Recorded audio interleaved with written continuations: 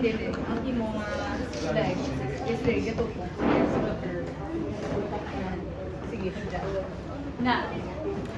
Patient lies supine and the leg to be examined is abducted. Off the side of the examining table and the knee is flexed to 25 degrees. Okay? One of the examiner's hands stabilizes the femur against the table while the patient's foot is held. So, ito nyo ni between sa knees nyo. Okay? Kamu ni. Okay. The examiner's other hand is then free to apply the anterior translation force. So, kung makita nyo sa inyo nga picture, ara na siya sagwa, nag-a-apply. Okay? Ara na siya sagwa ga-apply. Lateral na siya nga side.